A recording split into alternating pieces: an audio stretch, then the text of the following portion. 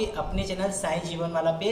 मैं हूं राम गुप्ता। तो दोस्तों, आज हम आपको श्री साईं सच्चिद के महाग्रंथ के अध्याय 25 की पावन कथा बाबा की द्वारका माई से साईनाथ महाराज को सुनाने जा रहे हैं। तो कथा को प्रारंभ करने से पहले आप सभी साईं भक्तों से एक प्यार भरा आग्रह कि अगर आप साईं जीवनमाला के इस चैनल पे नए हैं तो सब्सक्राइब जरूर करें और बेल आइकन को ऑन कर दीजिए। अगर आप सभी साईं जीवनमाला यूट्यूब चैनल के पर्सनल मेंबर्स बनना चाहते हैं तो ज्वाइन जरूर कर लीजिए, क्योंकि आपके द्वारा ज्वाइन की हुई रकम से इस धाम के विकास के लिए खर्च किया जाएगा। साथ ही बाबा के पीछे में अखंड धुनी जल रही, अखंड जोत जल रहा है, उसके लिए लकड़ी, तेल व साफ सफाई के खर्चों में इस धाम में लगाया जाएगा।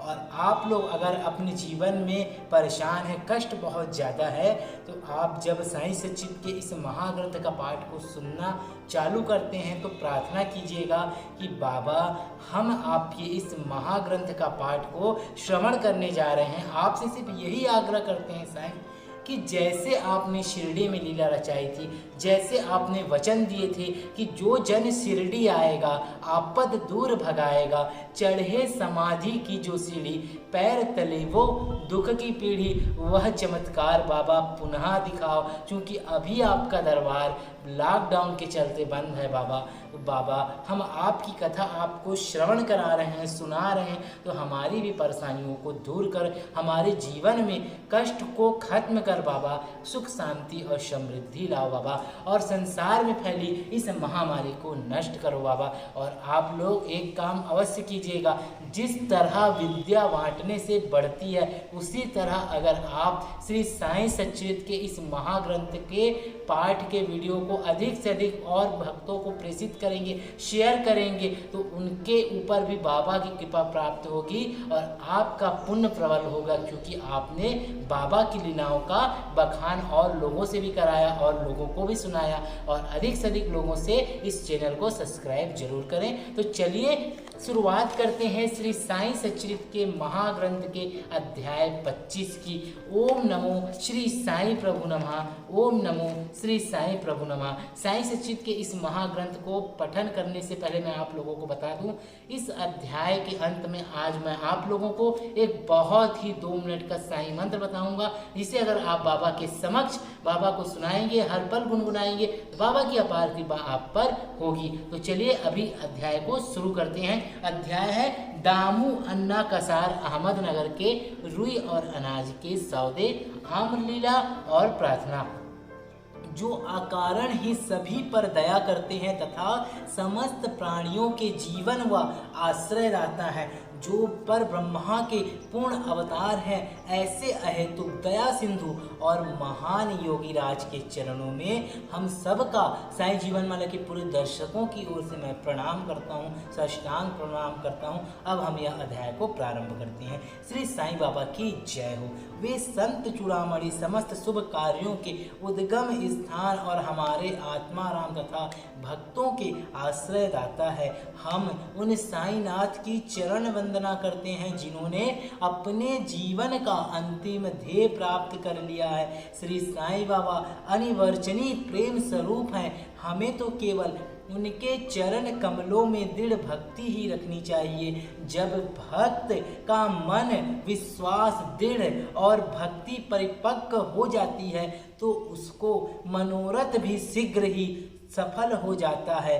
जब हेमंत पंत को साईं सच्चिद तथा साईं लीला को रचने की तीव्र उत्कंठा हुई तो बाबा ने उन्हें तुरंत ही पूर्ण कर दी और उन्हें स्मृति पद इत्यादि रखने की आज्ञा हुई। तो हेमंत पंत में स्फूर्ति, बुद्धिमता, शक्ति तथा कार्य करने की क्षमता स्वयं ही आ गई। अगर आप बाबा की भक्ति करते हैं, पूजा करते हैं, आप कोई भी अच्छा काम करने के लिए आप बाबा को पहले बताते हैं, स्मरण भी करते हैं, तो ऑटोमेटिक आप में शक्ति आएगी और बाबा की कृपा मिलेगी और आप ऑटोमेटिक उस काम को अत्यधिक जल्दी से कर देंगे और बाबा उसमें आपकी पूर्ण सहायता करेंगे।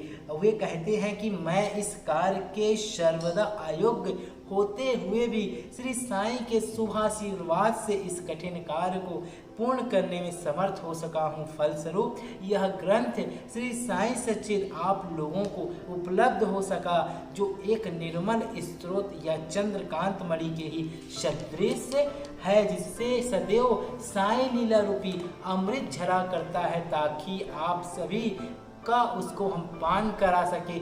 जब भक्त पूर्ण अंतःकरण से श्री साईं बाबा की भक्ति करने लगता है तो बाबा उसके समस्त कष्टों और दुर्भाग्यों को दूर कर स्वयं उसकी रक्षा करते हैं। और अहमदनगर के श्री दामोदर सांवला राम रासने कसार की निम्नलिखित कथा उपयुक्त कथन की यहाँ पर पुष्टि करती है। आप लोगों को बता दूं, अगर आप बाबा का व्रत रहते हैं, जी हाँ, साईं बाबा के व्रत रहते हैं अगर आप सभी, तो आप व्रत के दिन आप लोग एक रेड कलर की बुक आती से पढ़ते होंगे, उसकी जगह में अगर आपके पास हो सके तो श्री साईं सच्चरित्र की कथा को पढ़ो, क्योंकि यह बाबा का सत्य और सत्यता का प्रमाण और जीवत स्वरूप सच्चरित्र लिखा हुआ है, जिसे हेमंत पंत ने लिखा था। और यह कथा बहुत ही पतित और पावन है। तो आप जब तक व्रत रहते हैं तो आप सच्चरित्र का पठन करें, व्रत कथा के दिन भी।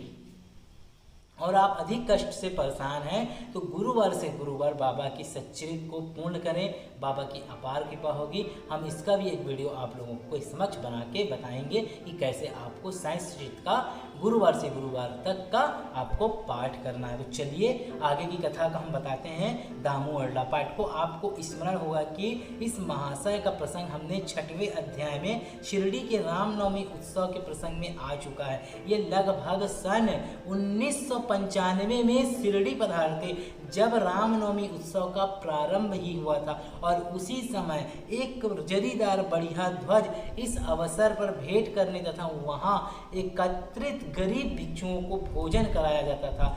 रुई का सौदा के विषय में यहाँ पर जो चर्चा है हम आपको बता देते हैं। एक बार क्या हुआ, दामू अरला जो बाबा के परम भक्तों में से एक थे, बम्बई से उनके एक मित्र ने उन्हें चिट्ठी लिखा कि उनके साथ साझेदारी में रुई का सौदा वह करना चाहता है, जिसमें लगभग 2 लाख रुपयों के लाभ होने की आशा है। सन 1936 में नरसिंह स्वामी को दिए गए एक वक्तव्य में रामू अन्ना ने बतलाया कि रुई के सौदे का यह प्रस्ताव बम्बई के एक दलाल ने उनसे किया था। ध्यान दीजिएगा कि बाबा ने एक भक्त को कैसे बचाया था। तो एक दलाल ने उनसे रुई का सौदा करने की पेशकश की थी, जो कि साझेदारी से हाथ खींचकर मुझ पर ही सारा भार छोड़ने वाला था। भक्तों के अनुभव भाग 11 पृष्ठ 75 के अनुसार यहाँ पर लिखा है कि दलाल ने लिखा था कि धंधा अति उत्तम है और हानि की कोई आशंका नहीं है। ऐसा स्वर्णिम अवसर को हाथ से ना खोना चाहिए। दामू अन्ना के मन में नाना प्रकार के संकल्प विकल्प उठ रहे थे, परंतु स्वयं कोई निर्णय करने का साहस वे नहीं कर सके। उन्होंने इस विषय में कुछ विचार तो अवश्य कर लिया, परंतु बाबा के भक्त होने के कारण पूर्ण विवरण सहित एक पत्र सामा को लिख भेजा, जिसमें बाबा से परामर्श प्राप्त करने की प्रार्थना की। यह पत्र सामा को दूसरे दिन ही मिल गया, जिसे सामा ने दोपहर के समय मस्जिद में जाकर उन्होंने बाबा के समक्ष रख दिया। सामा ने बाबा से पत्र के संबंध में पूछताछ की। उत्तर में सामा ने कहा कि अहमदनगर के दामू अन्ना कसार आपसे कुछ आज्ञा प्राप्त करने की प्रार्थना कर रहे हैं। बाबा ने पूछा कि वह इस पत्र में क्या लिख रहा है और उसने क्या योजना बनाई है। मुझे तो ऐसा प्रतीत होता है कि वह आकाश को छूना चाहता है। उसे जो कुछ भी भगवत कृपा से प्राप्त है वह उसमें संतुष्ट नहीं है। अच्छा, पत्र पढ़कर सुनाओ। सामा ने कहा, जो कुछ आपने अभी कहा वही तो पत्र में लिखा हुआ है देवा। आप यहाँ शांत और स्थिर बैठे रहकर भी भक्तों को उद्विग्न कर देते हैं, और जब वे अशांत हो जाते हैं तो आप उन्हें आकर्षित कर किसी को प्रत्यक्ष या किसी को पत्रों द्वारा यहाँ खींच लेते हैं। जब आपको पत्र का आशय विदित ही है तो फिर मुझे पत्र पढ़ने की क्यों विवश कर रहे हो? बाबा कहने लगे कि सामा, तुम तो पत्र पढ़ो, मैं तो ऐसे ही अनाप शनाप बकता हूँ, मुझ पर कौन विश्वास करता है। तब सामा ने पत्र पढ़ा और बाबा उसे ध्यानपूर्वक सुनकर चिंतित हो कहने लगे कि मुझे ऐसा प्रतीत होता है कि सेठ दामू अन्ना पागल हो गया है। उसे लिख दो कि उसके घर किसी वस्तु का अभाव नहीं है, इसलिए उसे आधी रोटी में ही संतोष कर लाखों के चक्कर से दूर रहना चाहिए। सामा ने उत्तर लिख कर भेज दिया, जिसकी प्रतीक्षा उत्सुकता पूर्वक दामू अन्ना कर रहे थे। पत्र पढ़ते ही लाखों रुपए के लाभ होने की जो उनकी आशा था उस पर पानी फिर गया। उन्हें उस समय ऐसा विचार आया कि बाबा से आज्ञा कर उन्होंने भूल की है, परंतु सामा ने पत्र में संकेत कर दिया था कि देखने और सुनने में फर्क हुआ करता है, इसलिए श्रेष्ठ कर तो यही होगा कि स्वयं शिरडी आकर बाबा की आज्ञा प्राप्त करो। बाबा से स्वयं अनुमति लेना उचित समझकर वे शिरडी आए। बाबा के दर्शन कर उन्होंने चरण सेवा की, परंतु बाबा के सम्मुख सौदे वाली बात करने का साहस वे ना कर सके।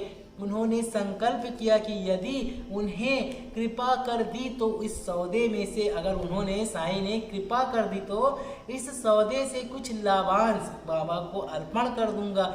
यद्यपि यह विचार दामू अन्ना अति गुप्त रीति से मन में कर ही रहे थे, तो बाबा तो त्रिकालदर्शी से क्या छिपा रह सकता है। बालक तो मिष्ठान मांगता है, परंतु उसकी माँ उसे कड़वी औषधि देती है, क्योंकि मिठाई स्वास्थ्य के लिए हानिकारक होती है, और इस कारण वह बालक के कल्याण उसे समझा बुझा कर कड़वी औषधि पिला दिया करती है। बाबा एक दयालु माँ के समान थे। वे अपने भक्तों का वर्तमान और भविष्य जानते थे, इसलिए उन्होंने दामू अन्ना की मन की बात जानकर कहा कि बापू, मैं अपने को इस संसारिक झंझटों में फंसाना नहीं चाहता। बाबा की अस्वीकृति जानकर दामू अन्ना ने यह विचार त्याग दिया। देखा आपने, बाबा को भी एक भक्त ने रुई के सौदे में जो लाभ होगा बाबा को देने का तक यहाँ तक पेशकश कर दी अपने मन में। बाबा तो सब जानते हैं, बाबा सब पता है बाबा को कि क्या गलत है क्या सही। बाबा ने आदेश दिया कि वह सौदा नहीं करना है। तो आप लोगों से भी एक ही आग्रह कि जितना भगवान ने आपको दिया है उतने में ही संतुष्ट रहने की कोशिश करें। अगर चादर छोटा है तो उतने में पैर फंसा ले, ज़्यादा करोगे तो फट जाएगी चादर। इसलिए संतुष्टि दिल में लाओ, संतुष्टि मन में लाओ। ज़्यादा की लालच में हम गलत राह में ही चले जाते हैं और फिर बाद में पछताते हैं। कहते हैं ना, अब पछतात होत का जब चुड़िया चुग गई खेत। साईं सच्चिद के महाग्रंथ के 25 अध्याय की पावन कथा अभी जारी है। अगले वीडियो में हम इसे पूर्ण करेंगे। आप बने रहें साईं जीवन माला के साथ। और आपके जीवन में भी कोई कष्ट परेशानी है तो आप सभी कमेंट में अपना नाम लिख दीजिएगा और अधिक से अधिक वीडियो को शेयर करें लोगों में, ताकि विद्या बांटने से बढ़ती है। बाबा के ग्रंथ का प्रसार प्रचार आप करेंगे, शेयर करेंगे तो आप पर बाबा की अपार कृपा होगी। मैं यही प्रार्थना बाबा की द्वारका माई से करता हूँ। आप लोगों को साईं का वह मंत्र बता देता हूँ। चलिए थोड़ा सा समय लूँगा और बता देता हूँ बाबा का वह मंत्र, जिसे आप जब भी समय मिले बाबा के समक्ष गाइएगा।